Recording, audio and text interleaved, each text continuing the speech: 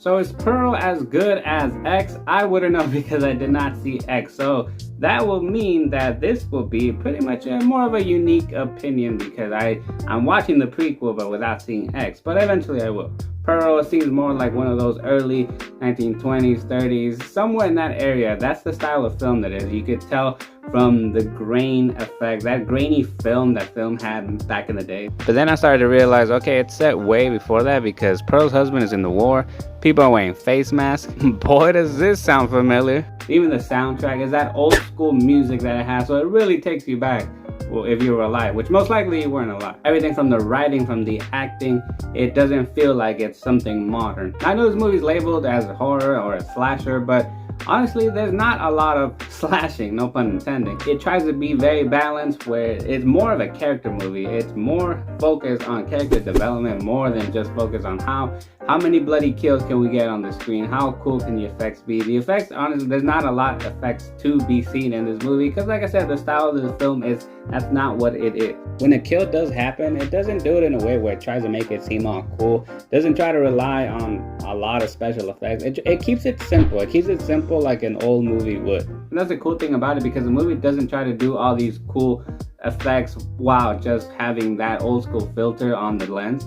And Mia Goth, man, she kills it in her role. I only knew about Mia Goth not because of X. I only saw it because of this one film that ended up in a Sundance festival. It's called Mayday, which is complete garbage. So that's why I was like, oh wait, I remember her. But I had no idea that she had this much range. I had no idea of what she was capable of as an actress. She knows how to pull off the complete weird and psychotic and crazy character. And just combining the tone, the style of the film as I was looking at her, I was like, she would make a good Dorothy for that Wizard of Oz reboot. I personally think you're gonna get a good story. It's something that a lot of people can relate to, especially one of those things where you know you want to have dreams, you have dreams, but then you can't live them out because, especially when it comes to parents. But would it be enough to drive you as crazy as Pearl was? Who knows? But the point is that she was just born crazy. She was just made to do this. And this movie is not about what made her go crazy, but to me it's more about what happened that unleashed that craziness, all those demons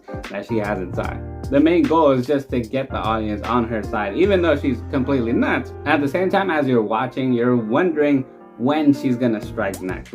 You're wondering what she's gonna do, what's her next move. There were a few times where it did feel slightly long, and this movie is just slightly over an hour and a half long, but it felt closer to 2. But as I mentioned earlier, you're coming here for the blood, for the kills. You might be slightly disappointed, but if you really just focus on the development, on the story, you're gonna be hooked right in. So in the end, I will say that Pearl is definitely worth watching and worth collecting because it is a collectible. Alright, so Pearl, if you've seen it or if you're gonna go see it, let me know in the comment section below. As well, if you want to put those trivia skills to the test once you've seen it, let me know as well, so that way you can be part in my Pearl Trivia Challenge. If you like this video, then smash that like button, smash the subscribe button. Thank you guys so much for watching. Keep watching this channel and keep watching movies.